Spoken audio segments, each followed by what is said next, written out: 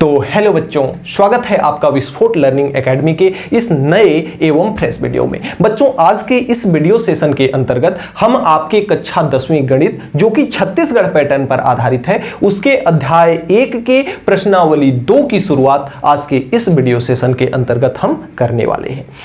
इस video session में आपके प्रश्नावली 2 के सभी सवालों को एकदम सहज, सरल और आसान इस प्रकार से समझाया जाएगा कि जो एकदम कमजोर से कमजोर भी बच्चा है उसे भी एकदम बेहतरीन ढंग से समझ में आ सके। और इसके पहले वाले वीडियो में हमने प्रश्नावली 1 करा दिया है, यदि आपने नहीं देखा है तो वो वीडियो जाकर के देख लें।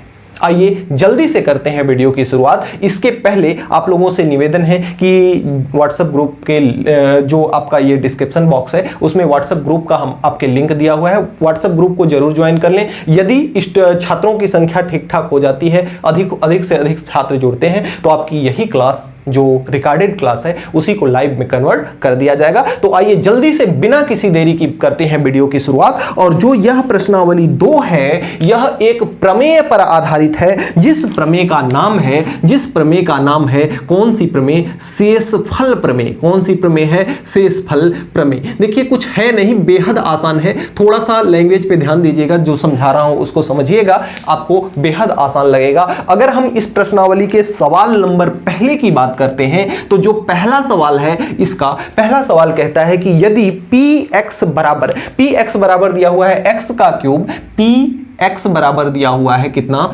x का क्यूब और प्लस का x का cube plus 3x square minus 5x plus 8, 3x का square plus minus 5x, 3x square minus 5x और प्लस का कितना दिया हुआ है? 8।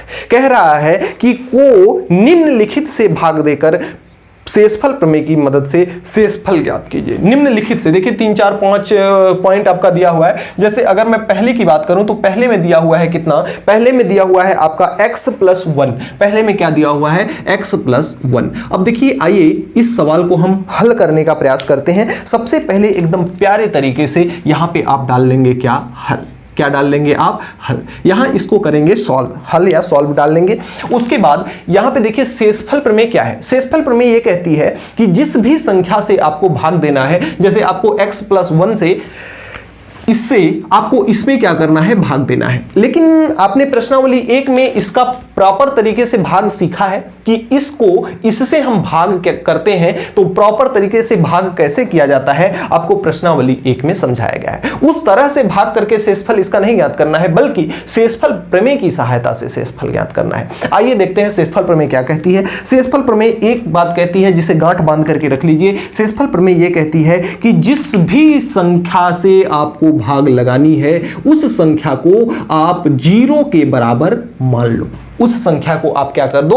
0 के बराबर मान लो। तो इसे हमने क्या कर दिया? 0 के बराबर मान लिया। और यहां से x की वैल्यू को निकाल लो। तो x की वैल्यू निकालने के लिए क्या करेंगे? जो ये 1 है ना, इसे बॉर्डर के उस पार भेज देंगे। तो प्लस का 1 बॉर्डर के उस पार जाएगा तो कितना हो जाएगा? बॉर्डर के उस पार जाएगा तो कितना हो जाएगा? माइनस का 1 हो जाएगा।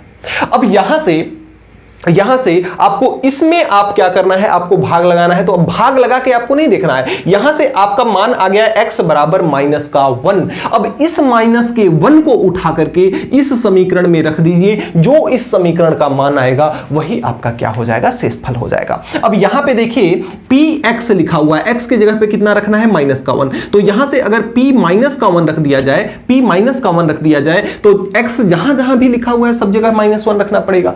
यहां देखिए x का क्यूब है, -1 रख दीजिए, -1 का क्यूब प्लस यहां x स्क्वायर है तो इसमें -1 का स्क्वायर कर दीजिए। यहां x है तो इसको माइनस का 1 कर दीजिए। यहां पे 8 है तो इसको 8 ही रहने दीजिए। हल कर दीजिए, बस जोड़ घटा दीजिए। -1 का क्यूब -1 होता है, सब लोग जानते हैं, प्लस -1 का स्क्वायर प्लस का 1 होता है, तो 3 इंटू प्लस का 1 हो जाएगा। और ये आपका माइनस का है, माइनस इस माइनस को क्या बना देगा, प्लस बना देगा। तो 5 एकम कितना हो जाएगा, 5 हो जाएगा, प्लस का कितना है 8 हो जाएगा। अब यहां से देखिए ये आपका कितना है, माइनस का 1 है, 3 एकम कितना होता है, 3 होता है, प्लस का कितना होता है 5 और प्लस का कितना है 8। माइनस वाली संख्या क्या होगी, घटेगी, बाकी प्लस वाली संख्याएं सारी जुड़ जाएंगी। तो 3 में से 1 निकलेगा, 2 बचेगा, 2 में 8 को जोड़ेंगे 10 हो जाएगा, 10 5 कितना हो जाएगा 15। तो इसका आंसर कितना आ जाएगा 15। यही क्यूट सा प्यारा सा आंसर हो जाएगा। अब अगर इसी को हम दूसरे क्रम की बात करें तो दूसरे में आपका कितना दे रखा है 2x माइनस का 1, यानी कि दूसरे में जो आपको भाग देना है, दूसरे में जो आपको भाग देना है वह किससे भाग देना है, 2x माइनस 1 से। अब इसमें अगर हम शेषफल प्रमेय लगाएं तो शेषफल प्रमेय ये कहती है कि जो कुछ भी दिया है जिससे भी हमें भाग लगाना है उसको 0 के बराबर बना लेना है। तो इसको हम क्या करते हैं, -1 को किसके बराबर बना लेते हैं, 0 के बराबर बना लेते हैं। अब यहां से हमें x का मान ज्ञात करना है, तो x के मान को ज्ञात करने के लिए यहां पे 1 को सबसे पहले उधर हटा दो, तो 1 को उधर उठा के फेंकोगे तो -1 से क्या हो जाएगा, +1। अब हमें तो x की वैल्यू चाहिए ना कि 2x की, तो 2x को भी उठा के फेंक दो, तो यहां पे ये 1 है और इधर जाएगा तो कितना हो जाएगा, 2 जो है x के साथ गुणा में है, उधर जाएगा तो किसमें हो जाएगा, भाग में हो जाएगा। x का वैल्यू कितना आ गया आपका 1/2। अब यहां से जो px का मान दिया हुआ है, अब हमें क्या निकालना है, यहां पे -1 आया था तो हम p -1 निकाले थे, अब यहां पे 1/2 आया है तो p 1/2 निकालेंगे। तो 1/2 निकालेंगे तो जहां जहां x है सभी के जगह पे 1/2 कर दोगे आप, तो यहां पे x का क्यूब है तो 1/2 का क्यूब प्लस 3x स्क्वायर है तो 3 × 1/2 का स्क्वायर और माइनस 5 × x है तो 5 × 1/2 और प्लस का कितना है 8। ठीक है, अब यहां से px को लिख लो, लिख भी सकते हो यहाँ p की px बराबर कितना दिया हुआ है, x का क्यूब और प्लस का 3x का स्क्वायर और माइनस का 5x प्लस का कितना दिया हुआ है 8। इस वैल्यू में इसको क्या कर दिया हुआ आपने, रख दिया है। अब यहां से अगर p 1/2 आप निकालोगे तो p 1/2 यहां से कितना हो जाएगा, 1 का क्यूब कितना होता है, 1 होता है, 2 का क्यूब कितना होता है, 8 होता है और प्लस का ये 3 है, 1 का क्यूब 1 होता है, 3 में 1 का गुणा होगा तो कितना हो जाएगा, 3 हो जाएगा, नीचे कितना है 2 है, नीचे कितना है 2 का स्क्वायर कितना हो जाएगा, 2 का स्क्वायर हो जाएगा 4 माइनस 5 एकम कितना होगा 5 और 2 नीचे 2 ही रहेगा और प्लस का 8/1 लिख सकते हैं। अब इसको भिन्न का जोड़ सबको आता होगा, इसको सबको एक साथ हम जोड़ देते हैं, सभी का इन चारों का लसक कितना हो जाएगा आपका 8 हो जाएगा। 8 का पहाड़ा 8 से लगाएंगे तो कितनी बार जाएगा, एक बार में, और 1 का 1 में गुणा होगा 1 होगा और प्लस का चिन्ह है प्लस। 4 का भाग 8 में लगाओगे 2 बार में जाएगा, 2 का गुणा 3 में होगा, 3 दूना 6, माइनस है तो माइनस लिख लेते हैं। 2 का भाग 8 से लगाओगे 4 आएगा, 4 का गुणा 5 में करोगे कितना आ जाएगा आपका 20 आ जाएगा। 1 से 8 का भाग लगाओगे 8 बार जाएगा, 8 का 8 में गुणा करोगे तो प्लस का कितना हो जाएगा आपका 64 हो जाएगा। जोड़ घटा दो, देखो 64 और 6 70 होता है, प्लस वाली सारी संख्याएं जुड़ेंगी, माइनस वाले को घटा देंगे। 64 6 70, 70 और 1 71, 71 में से 20 जाएगा कितना हो जाएगा, 71 में से 20 निकलेगा कितना हो जाएगा 51/8। यही आपका क्यूट सा प्यारा सा आंसर हो जाएगा। इसी तरह से इसमें जो 4 या 5 पार्ट दिए हुए हैं सभी को आप करके देखोगे। जैसे एक पांचवा बताता हूं, पांचवा देखो, थोड़ा सा हिंट बता देता हूं कि x प्लस 1/, कितना दिया हुआ है 3, x प्लस कितना दिया हुआ है 1/3 दिया हुआ है पांचवा।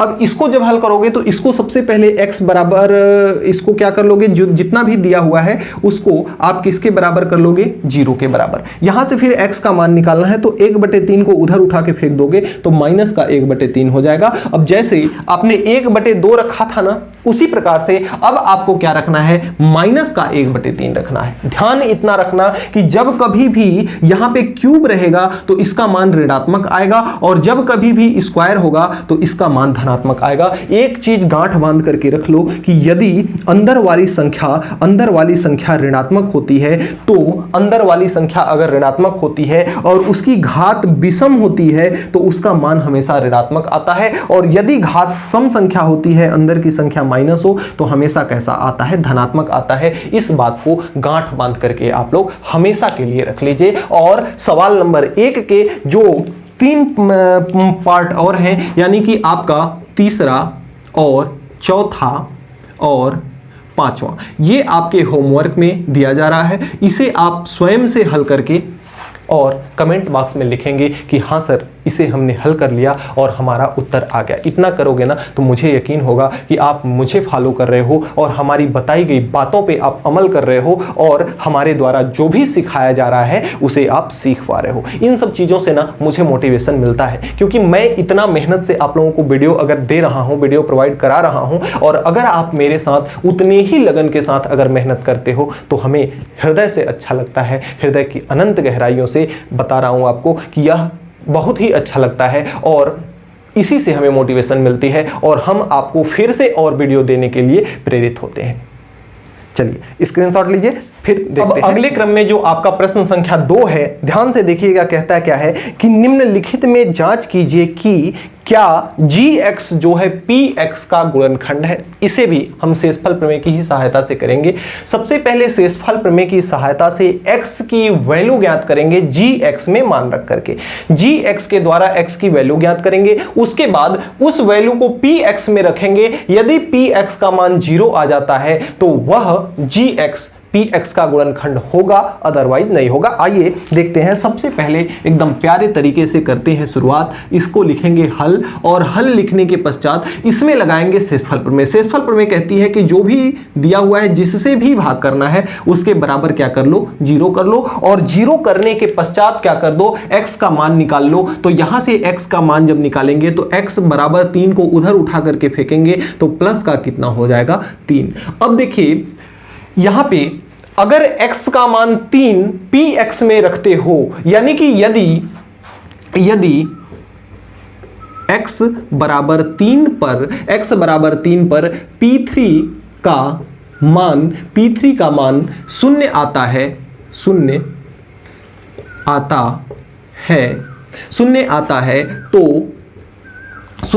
है तो जो आपका gx है वह px का क्या होगा, गुणनखंड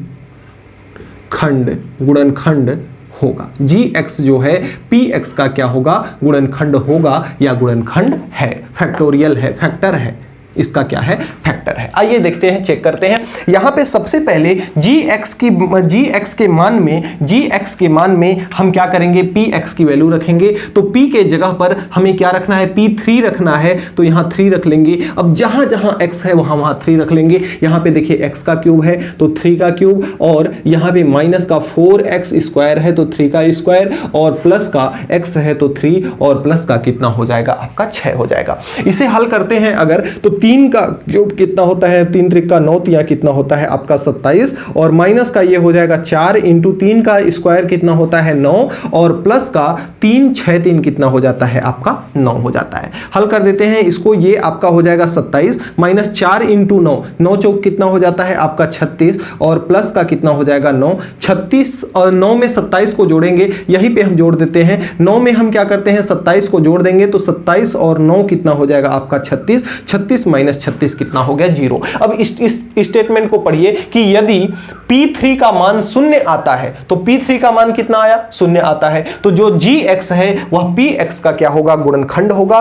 तो यहां लिखेंगे कि अतः जो gx है वह px का क्या है, px का क्या है, गुणनखंड, px का गुणनखंड है। यही आपका हो जाएगा आंसर। अब अगर इसी के क्रम में अगर हम दूसरे सवाल पे देखें तो दूसरा सवाल में भी हम एकदम बेहतरीन तरीके से यहां डालेंगे हल, और हल डालने के पश्चात इसमें लगाएंगे शेषफल प्रमेय, जो कि कहता है कि जो भी संख्या दी हुई है उसको 0 कर दो, और 0 करने के पश्चात आपको x का मान निकालना है। तो यहां से x का मान 1 को उधर उठा के फेंकोगे तो कितना निकल के आएगा, -1 निकल करके आएगा। अब यहां इस -1 को x बराबर -3 पर यहां लिखो कि यदि x बराबर -1 पर यदि किसका P3, यहां 3 आया था तो 3 लिखे थे, अब यहां 1 आया है तो -1 लिखेंगे। P-1 का अगर मान कितना आता है, P1 का मान कितना आता है, 0 आता है, कितना आता है, 0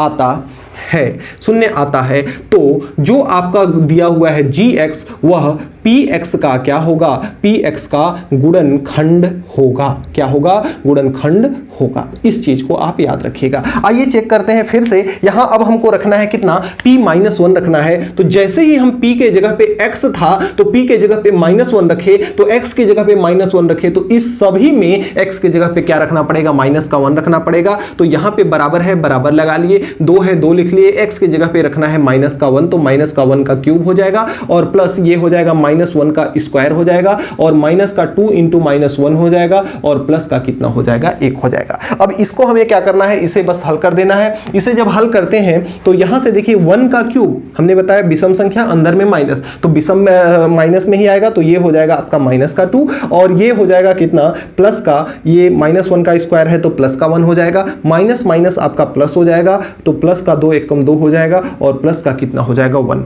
2 से 2 को आप काट सकते हैं और 1 1 कितना हो जाएगा 2, जो कि 0 के बराबर नहीं है। यानी कि यहां पे आप लिखोगे कि यहां क्या है, यहां क्या हुआ आपके साथ, यहां ये हुआ कि यहां पे जो आपका p-1 है उसका मान 0 के बराबर नहीं है। अतः जो आपका gx है, gx जो है px का गुणनखंड है क्या, गुणनखंड नहीं है, गुणनखंड नहीं है, नहीं है। तो इस तरह से आप इस प्रकार के सवालों को क्या कर सकते हो, एकदम बेहतरीन तरीके से हल कर सकते हो। आइए एक आध इसमें से और बताते हैं, फिर आगे चलेंगे, नहीं तो आप लोग करते रहिएगा। चलते हैं सवाल नंबर, देखिए दूसरे का भी जो तीसरा, चौथा और पांचवा है वह आपको होमवर्क में रहेगा, उसे आप लोग खुद से ट्राई कीजिएगा। अब तीसरे सवाल पे चलते हैं, जो कि कहता है कि निम्नलिखित में a का मान ज्ञात कीजिए। यानी कि जो इसमें सवाल दिया हुआ है इसमें से आपको a की वैल्यू को ज्ञात करना है और जबकि gx जो है px का गुणनखंड हो। देखिए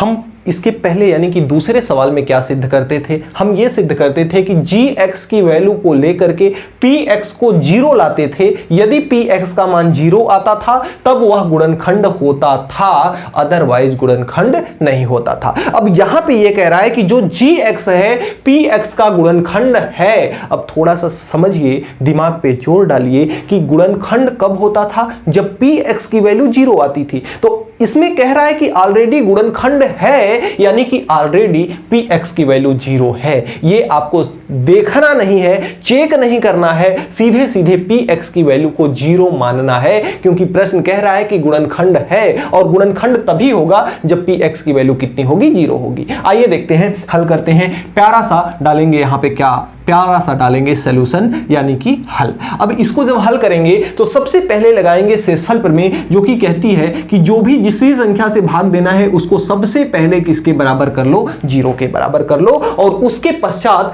x का क्या कर दो, मान निकाल दो। तो x का मान जब निकालेंगे तो x 1 को उधर उठा के फेंकेंगे तो ये कितना हो जाएगा, -1 हो जाएगा। x की वैल्यू कितनी हो जाएगी, -1 हो जाएगा। अब x की वैल्यू -1 इसमें रखने पे ये px ऑलरेडी 0 आना ही आना है। तो यहां लिखेंगे हम अब प्रश्नानुसार, क्या लिखेंगे, प्रश्नानुसार।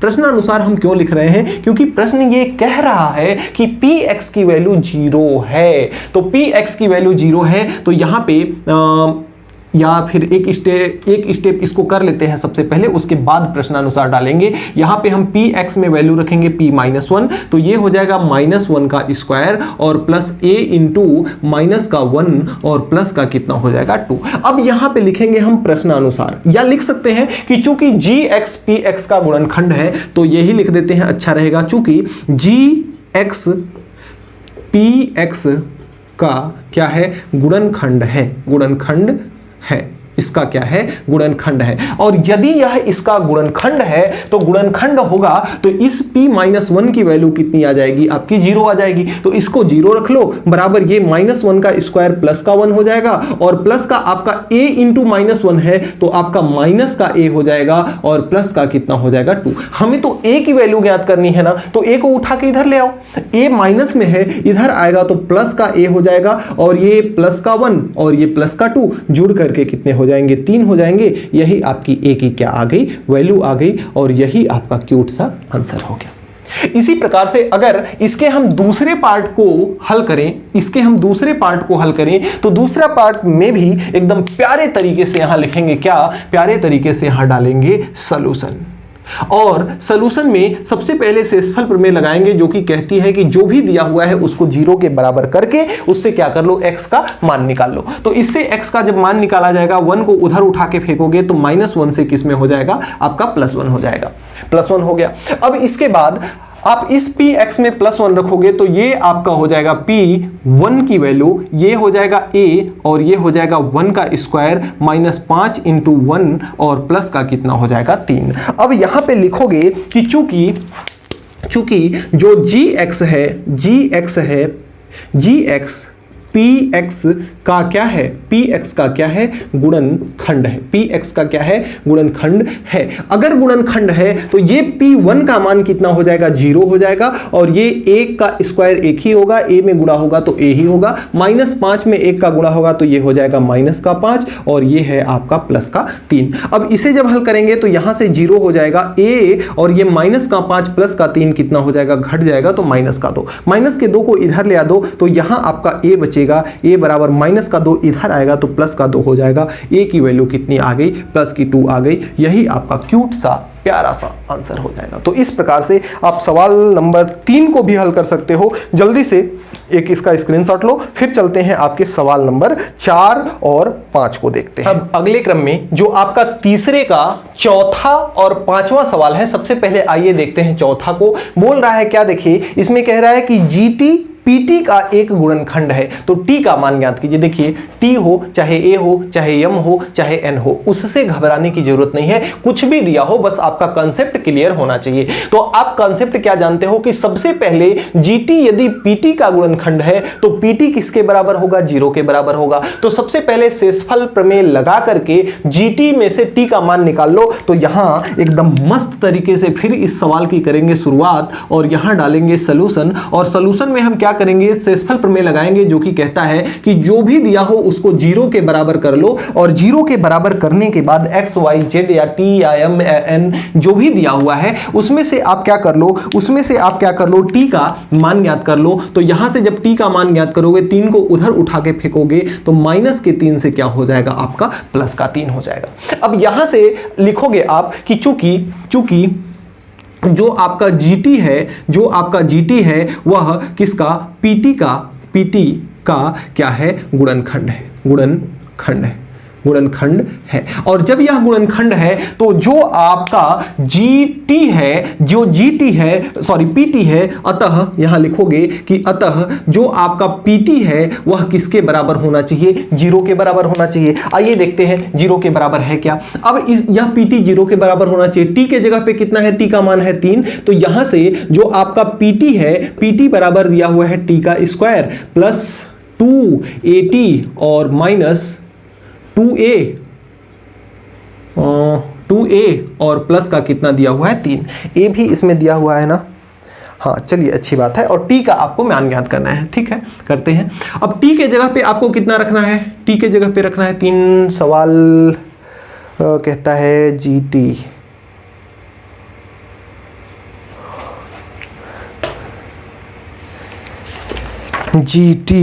दूसरे का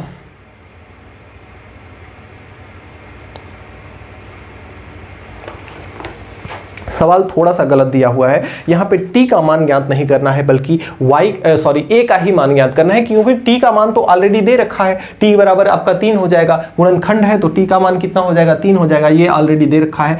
थोड़ा सा इसको सुधार लीजिएगा, A का मान ज्ञात करना है, ना कि T का मान ज्ञात करना है। अब यहाँ से देखिए T का मान कितना रखना है, आपको 3 रखना है, 3 रख दीजिए। और ये आपका कितना करना है, ये आपका T का मान कितना रखना है, 3, तो 3 का स्क्वायर +2A इंटू कितना हो जाएगा, 3 -2A और प्लस का कितना हो जाएगा, 3 हो जाएगा। इसको ये P3 का मान कितना रखना है, PT बराबर 0, या इसको हम लिख सकते हैं PT के जगह पे हम क्या लिख सकते हैं, P3 बराबर 0 हो जाएगा। तो P3 का मान कितना रख लेते हैं, 0 रख लेते हैं। 3 का स्क्वायर कितना होता है, 9, और प्लस का 3 दूना कितना हो जाएगा, 6A, और माइनस का कितना हो जाएगा, 2A, और प्लस का कितना हो जाएगा, 3। 9 और 3 कितना हो जाता है आपका, 12 हो जाता है। 6A में से 3A 6A में से 2a निकलेगा तो ये कितना हो जाएगा प्लस का 4a हो जाएगा। हमें तो a का मान चाहिए ना, तो 12 को उठा के इधर भेजो तो इधर आपका कितना हो जाएगा, इधर आपका 4a होगा, इधर आपका हो जाएगा माइनस का 12। a का मान चाहिए तो आपको 4 को उधर भेजना होगा, माइनस का 12/4, 4 तिहाई 12 यानी कि माइनस का 3, यानी कि a का जो मान निकला वह कितना निकला, माइनस का 3। a का मान कितना आया आपका, a का मान आता है माइनस का 3। a का मान कितना आता है, माइनस का 3। अब अगर इसमें हम देखें तो इसमें भी आपको a का मान ज्ञात करना है, ना कि y का मान। आपके बुक में y लिखा हुआ है, उसको थोड़ा सा सुधारिएगा, क्योंकि यहां पे जब आप शेषफल प्रमेय लगाएंगे, जब इसको मस्त एकदम बेहतरीन तरीके से यहां पे क्या डालेंगे, बेहतरीन तरीके से आप डालेंगे सोल्यूशन, और सोल्यूशन के अंदर शेषफल प्रमेय लगाएंगे, यानी y + 5 = 0 करेंगे। और यहां से आपको वैल्यू निकालनी होगी, वैल्यू निकालनी होगी किसकी,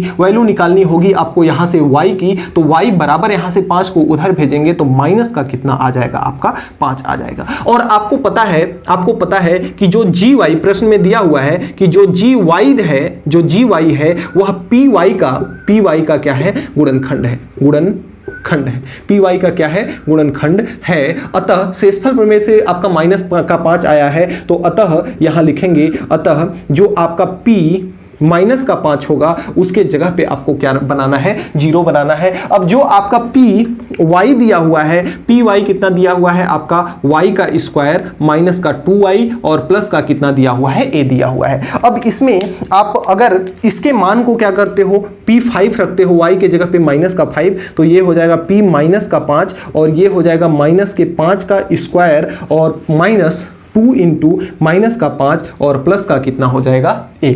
अब इसके जगह पे तो आपको 0 रखना है, क्योंकि यहां से इसका मान 0 है, तो इसके जगह पे आप 0 रख दो, और ये स्क्वायर 5 का करोगे तो प्लस का 25 हो जाएगा, और ये माइनस माइनस कितना हो जाएगा, प्लस 5 दूना कितना हो जाएगा 10 और प्लस का कितना हो जाएगा a। अब यहां से 25 10 35, 35 को इधर लेके आओगे तो ये हो जाएगा आपका माइनस का 35, इधर बचेगा a, यानी a बराबर कितना आ गया आपका, माइनस का 35। a बराबर कितना आ गया, माइनस का 35। यही आपका क्यूट सा प्यारा सा आपका क्या हो जाएगा, आंसर हो जाएगा। तो इस प्रकार से आप सवाल नंबर 3 के सभी पार्ट को क्या कर सकते हो, हल कर सकते हो। अब एक इसका प्यारा सा स्क्रीनशॉट लीजिए आप लोग, फिर हम चलते हैं सवाल नंबर 4। तो अगले क्रम में जो आपका प्रश्न संख्या 4 है, कहता है कि जब किसी बहुपद fx को x² - 9 से भाग दिया जाता है तो शेषफल आता है आपका 3x + 2। तो इसे जब आप x - 3 से भाग करोगे तो कितना आएगा, शेषफल प्रमेय पर यह भी आधारित है। सबसे पहले इसमें भी आप प्यारा सा क्या डाल दोगे, हल डाल लोगे, और प्यारा सा सॉल्यूशन डालने के बाद शेषफल प्रमेय लगा दोगे। x - 3 बराबर कितना कर दोगे, 0। तो यहां x बराबर कितना आ जाएगा, x बराबर आ जाएगा आपका प्लस का 3। अब x बराबर आपका प्लस का 3 आ गया, तो शेषफल में आप बस क्या कर दो, इसका मान रख दो। तो यहां से शेषफल अगर निकालना चाहो तो शेषफल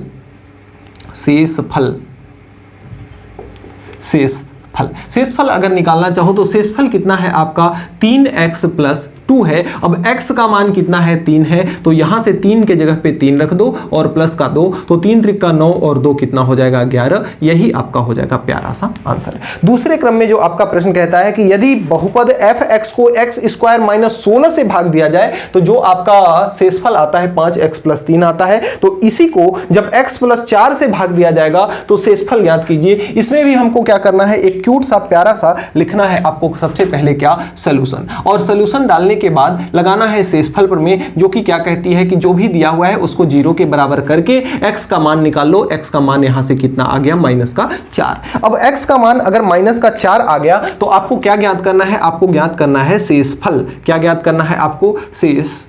तो यहां से अगर शेषफल निकालो तो शेषफल कितना है, यहां से 5x प्लस का कितना है, 3 है। अब 5x + 3 है, x का मान कितना है, -4 है, तो 5 इंटू लिख लो -4 और प्लस का कितना हो जाएगा, प्लस का हो जाएगा 3। अब यहां से 5 चौका कितना हो जाता है, 20, और वो भी किसका 20, माइनस का 20 और प्लस का 3। 3 में 20 घट जाएगा तो कितना हो जाएगा, माइनस का बड़े का चिन्ह लिया जाता है, -17। यही आपका क्यूट सा प्यारा सा आंसर हो जाएगा। तो डियर स्टूडेंट्स, इस तरह से हमने अभ्यास प्रश्नावली 2 के अध्याय 1 के प्रश्नावली 2 के सभी सवालों को एकदम सहज सरल और आसान भाषा में आपके समक्ष व्याख्या करी है। यदि यह वीडियो आपको समझ में आई हो तो एक प्यारा सा कमेंट जरूर करें। आपके कमेंट से ही हमें मोटिवेशन मिलता है और इसको फैला दें, वीडियो को अपने दोस्तों में बांट दें ताकि वे लोग भी इसका लाभ उठा सकें। मिलते हैं नेक्स्ट वीडियो में नेक्स्ट टॉपिक के साथ नेक्स्ट डे। तब तक के लिए बाय बाय, जय हिंद।